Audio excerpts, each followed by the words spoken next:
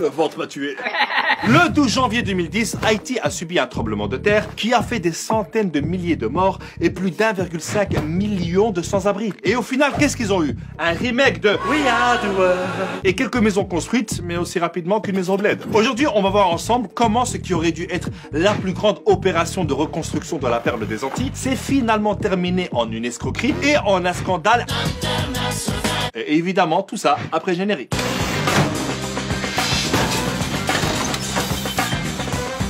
Faut savoir que Haïti a été l'une des colonies les plus riches et la première république noire a proclamé son indépendance en 1804, soit 2-3 jours avant le lancement de Vivement Dimanche. Mais ça lui a coûté une dette coloniale à la France de plus ou moins 17 milliards d'euros d'aujourd'hui, qu'elle n'a fini de payer qu'au milieu du XXe siècle. Mais bon, après quand tu commences une histoire et qu'il y a les termes dette coloniale, t'imagines bien que ça finira aussi mal que Macron qui parle anglais. I don't like what you did in front of me. Faut savoir que le pays n'a jamais réussi à bien se développer et il est toujours dépendant des ONG et des organisations humanitaires, à tel point qu'on la surnomme la République des ONG. Depuis le tremblement de terre en 2010, t'as plein d'ONG et d'organisations humanitaires qui ont débarqué comme les Avengers mais version Bollywood.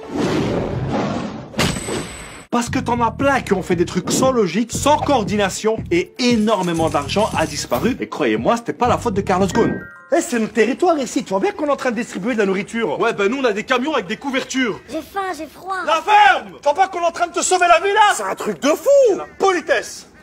Bon, qui a faim? Qui a froid? Le gros problème aussi, c'est que t'as des humanitaires qui se sont crus tout permis. Les gars, on n'est pas à la police ici, hein. Il y a des règles. Par exemple, Oxfam avait des employés qui ont organisé des orgies avec des prostituées. C'est quand même triste pour une ONG reconnue pour son excellent travail. T'as aussi les casques bleus de l'ONU, censés protéger la population après le tremblement. Ben les mecs, ils ont apporté le choléra avec eux. Ça a fait plus de 10 000 morts et 800 000 malades. Et encore, il a fallu du temps pour que l'ONU reconnaisse son erreur. Et puis t'as des gentils ONG qui ont distribué de la nourriture sans penser aux agriculteurs locaux. Comment tu veux que le paysan vend ses légumes quand en face t'as un mec qui vend tout gratuit? Mais la médaille d'or du grand n'importe quoi revient à la Croix-Rouge américaine. Elle a recueilli 488 millions de dollars de dons jusqu'en 2015. Et elle a été accusée de n'avoir construit que 6 maisons.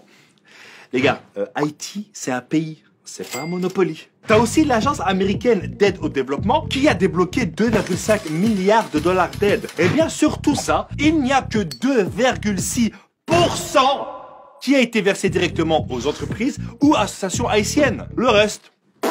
Donc sous le coup de l'émotion, tout le monde s'est précipité, mais ça a été mal géré. Résultat, Haïti est devenu une espèce de centre d'entraînement pour des humanitaires qui ne connaissent ni le contexte, ni même le pays.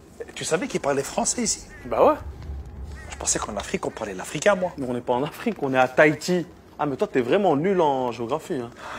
On en apprend tous les jours. Hein. Vous avez faim, monsieur? Non, non, non, non, il a froid, il a froid. Et avec tout ce gâchis, tu dois encore rajouter la corruption généralisée des dirigeants. La Cour des comptes haïtienne vient de remettre un rapport sur le plus grand scandale de détournement d'argent de l'histoire d'Haïti, concernant l'affaire du Petro-Caribé et le détournement de 3,8 milliards de dollars qui a impliqué 4 présidents et 6 gouvernements. Du favoritisme, des contrats sans obligation, des budgets doubles, une quinzaine de ministres et même l'actuel président Jovenel Moïse sont pointés du doigt. Le grand pillage est arrivé. Le président Moïse est rejeté par tous les partis et la population. Donc d'un côté, t'as un Moïse qui divise la mer en deux pour faire passer son peuple. De l'autre, t'en as un qui divise le peuple pour faire passer l'argent. Jean-Michel, jeu de mots?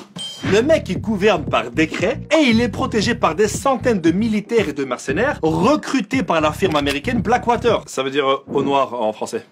Ouais, c'est toujours plus stylé en anglais. 10 ans après le tremblement de terre et l'intervention internationale, le pays s'est encore plus appauvri et la criminalité a explosé. Le peuple haïtien proteste depuis 2 ans contre l'injustice et la classe politique corrompue. Ah, là-bas, c'est pas des gilets jaunes qui doivent être distribués, hein, mais des gilets pare-balles. Avant le séisme, Haïti était classé 149e sur 182 selon l'indice de développement humain. Aujourd'hui, malgré toute cette aide humanitaire, le pays est classé 168e. Et il y a toujours des problèmes d'insécurité, de maladies et il manque de tout. Je pense pour sortir de ça, il faudrait une vraie enquête. Et quand je te parle d'enquête, je te parle pas d'un sondage fait par des ONG à la sortie d'un métro, mais d'un vrai bail à l'échelle internationale pour savoir qui sont les responsables de ce pillage. Je pense que la France devrait aussi revoir son histoire et rembourser sa dette d'indépendance à Haïti. ce qui, je pense, lui permettrait de s'en sortir un peu mieux. Notre présence ici n'a pas laissé que de bons souvenirs. Nous, on est avec le peuple. Ils sont debout comme ils l'ont fait à l'époque pour gagner leur indépendance. Et évidemment, n'oubliez pas de partager cette vidéo pour sensibiliser un maximum de monde. Et comme dirait mon proverbe, celui qui partage la vidéo